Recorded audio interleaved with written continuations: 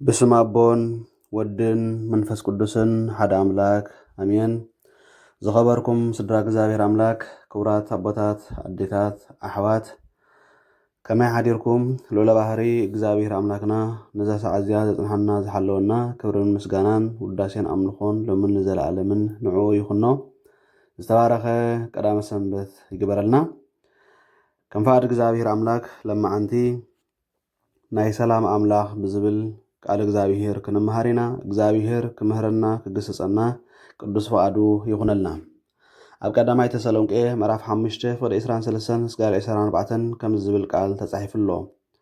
ኣምላኽ ሰላም በዓሉ ከዓ ንኹልንትናኹም ይቀድሶ በቲ ምጽአት ኢየሱስ ክርስቶስ ብዘሎ መንፈስኩምን ነፍስኩምን ስጋኹምን ብዘይ መንቅብ ክርከብ ይተሓሎ እቲ ዝጽዋዓኩም ዘሎ እምን እዩ ንስውን ከገብሮ እዩ ይለና ስለዚህ ያው ቃሉ እግዚአብሔር አምላክና ዘኸበረን ዝተመስገነን ይሁን እግዚአብሔር ጎይተና ኢየሱስ ክርስቶስ በመጀመርታ ሰማይ ምድርን ቀጽሉ ከዓ ንወድ ሰብ ዘድልዮ ዘበለ ሁሉ ፈጠረ አሞዳታ ንአዳም ታገርዎ ፈጢርዎ ማለት እዩ አዳም በይኑ ክነብር ጽቡቕ ኮይኑ ስለ ዘይተራእዮ ከዓ ደጋፊት ክትኮኖ ኢሉ ሰበይቲ ማለት ንሄዋን ፈጠረ እግዚአብሔር ምስጋና ይሁን ነው እዛም ሰባት ማለት አዳምን ሄዋንን ንሓፂር ግዜ እኳ እንተኾነ ምስ አምላኽ በቲ ዝሃቦም ትእዛዝ እናሓለው በሰላም ክነብሩ ከለው አምላኽ ድማ ንብዘሎ መንፈሶምን ነብሶምን ስጋኦምን ብዘይ መንቅብ እናሓለወ የምብሮም ነይሩ እግዚአብሔር ክብር ይሁን ነው እቲ ዕላማ ናይ ሰብ ምፍጣር እምበኣር ብኸምኡ ንኽቕጽል ይነሩ ከምቲ መጀመርታ ዝተፈጥርዎ ምስ ኣምላኽ ዝነበሮም ጽቡቕ ዝኾነ ዝምድና ጽቡቕ ዝኾነ ሰላም ምንባር ምስኡ ጽቡቕ ናይ ሰላም ምስቲ ናይ ሰላም ኣምላኽ ጽቡቕ ይነብሩ ስለ ዝነበሩ ኣምላኽ እውን ባዕሉ ንብዘሎ መንፈሶምን ስግኦምን ነፍሶምን ብዘይ መንቅብ እናሓለዎ የምብሮም ስለ ዝነበረ ናይ ወዲ ሰብ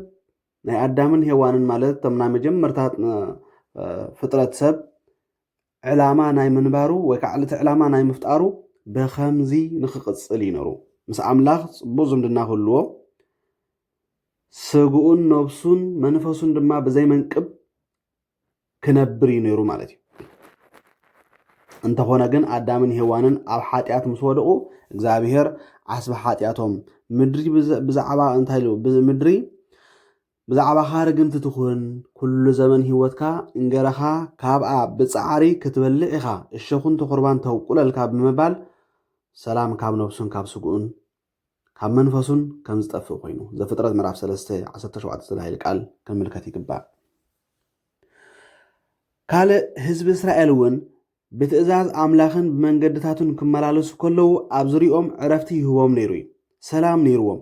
ካብ እግዚአብሔር ዓልዮም ካልኦት አማልኽቲ ከምልኹን ጣዖታት ክሰግዱን ከለው ድማ ነገሳት አሕዛብ አላዓይሉ ሰላም ይነፈጎምን ንሞትን ንምርኮ ነሕሊፉ ይህቦምን ነይሩ እግዚአብሔር ካልኣይ ዜና መዋዕል 14 ምዕራፍ ዘሎ ካልኣይ ነገስት 22 ምዕራፍ ዘሎ ክንርኢ ንኽእልና አምላኽን ሰላምን ናይ ሓንቲ ሳንቲም ክልተ ገጽ እዮም አምላኽ እንተሎ ሰላም ኣሎ ናይ ብሓቂ ሰላም እንተሎ ድማ አምላኽ ኣብኡ ከም ዘሎ ጉሁድ ምልክት እዩ ማለት እዩ ኣብ ህይወትካ ሓዳርካ ስራሕካ ኣብ ጎረቤትካ ሃገርካ ሰላም እንተደሊኻ መጀመርታ ንኣምላኽ ሰላም ነቲ ኣምላኽ ሰላም ንሰላም ፈጣሪኣ ዋናኣን ዝኾነ ክደልዮን ክትብህጎን ክትረኽቦን እዩ ዘለካ ንኣምላኽ ሸለል እናበልካ ብናይ ርእስኻ መንገዲ እናኸድካ ንሰላም በይና ክትረኽባ ኣይትኽእልን ኢኻ አምላኽ ሰላም ምሳና ዝኾነሉ መንገዲ ከምቲ ቅዱስ ጳውሎስ ንሰብ ፊልጵስዩስ ነቲ ካባይ ዝተምሃርኩምዎን እተቐበልኩምዎን ዝሰማዕኩምዎን ኣባይውን ዝረኣኹምዎን እዚ ግበርዎ እሞ አምላኽ ሰላም ምሳኻትኩም ክኸውን እዩ ብምባል ብርእሱ ኣብነት ዝሃቦም ንሕና በቓል አምላኽ መሰረት ክንነብር እንተጀሚርና አምላኽ ሰላም ምሳና ከም ዝኸውን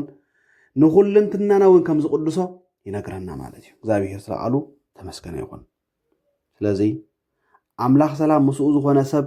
ከዓ ንበረከት ብዙሓት ወይ መፍትሕ ብዙሕ ሽግራት እዩ ዝኸውን ከምዛ ዓይነት ሰብ ካብ ኣምላኽ ጥራይ እምበር ካብ ሰብ ወይ ካብ ቦታን ግዜን ምቅያር ኣይረከብን እዩ። ስለዚ ኢየሱስ ክርስቶስ ዋላ ነቶም ዝጸልእዎ ኣይጸልኦምን ንኩሉ ሰብ ኣፍቂሩ ሂወቱ በጃ ኩሉ ኣሕሊፉ ኣርኣያ ኮይኑና እዩ ኸይዱ። ንሕና ድማ ምስ ኩሉ ሰብ ብሰላም ክንነብር ክንጽዕትን ክንጽዕርን ተኣዚዝና ኣለና። እቲ ሂወት ዝፈቱ ኢሉ ቀዳማይ ጴጥሮስ እንታይ ኢሉ? እቲ ሂወት ዝፈቱ ጽቡቓት መዓልታት ክርኢ ዝደልል ልሳኑ ካብ ክፉእ ከናፍሩ እውን ካብ ተንኰል ከይዛረብ ይኸልክል፣ ካብ እከይ ይዝበል ሰናይ ከዓ ይግበር፣ ንሰላም ይድለያ ይስዓባ እውን ብምባል ንሰላም ብምርጫና ዋጋ ከፊልና ምስ ደለናያን ምስ ረኸብናያን ምስ ተጠቀምናላን ካብ እግዚአብሔር ሂወትን ጽቡቕ መዓልታትን ኢልዎ ዘሎ መንፈስናን ስጋናን ነብስናን ሰላም የስተማቕር ማለት እዩ። ስለዚ ኣሕዋተይ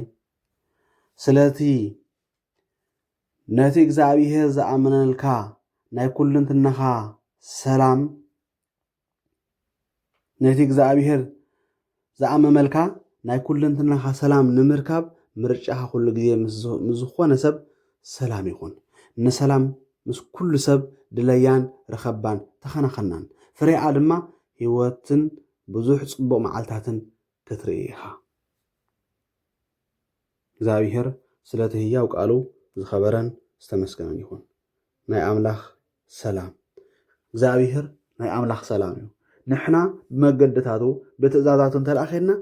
ናይ ኣምላኽ ሰላም ምሳና ይነብር። ካብ መገድታቱ እንተዘንቢልና ግን ናይ ኣምላኽ ሰላም ይብልናን እሞ ወይ ኢለና። ናይ ኣምላኽ ሰላም ዘይብሉ ከዓ ሂወትን ጽቡቓት መዓልታትን ክርኢ ኣይክእልን እዩ። እግዚአብሔር ስለ ዝመሃረና ተመስገነ ይኹን። ናይ ልማዓንቲ ዝጽናዕ ጥቕሲ ካልኣይ ተሰሎንቄ ምዕራፍ 3:16 ዘሎ ቃል ከነንብብ ኢና። እምበኣርስ ኣምላኽ ሰላም ባዕሉ ብኩሉ ወገን ኩሉ ሳዕ ሰላም ይሃብኩም፣ ጎይታ ምስ ኩላትኩም ይኹን። እግዚአብሔር ተመስገነ ይኹን። ወእግዚአብሔር ኣምላኽ ብሰላም እንትክነብር ሰላም ስለዝሃብካኒ ኩሉ ግዜ ኣመስግነካ ኣለኹ። ምስ ኩሉ ሰብ ብሰላም ክነብር ምርጫይ ክገብሮን ኩሉ ዝከኣለኒ ክገብርን ከናፍረይ ክገትእ ካብ እከይ ክዘብል ሰናይ ከዓ ክገብር ወትሩ ብጸጋኻ ክድግፈኒ ልምነካ ኣለኹ። ወስብሐት ለእግዚአብሔር ወለወላዲቱ ድንግል ወለመስቀሉ ክቡር አሜን።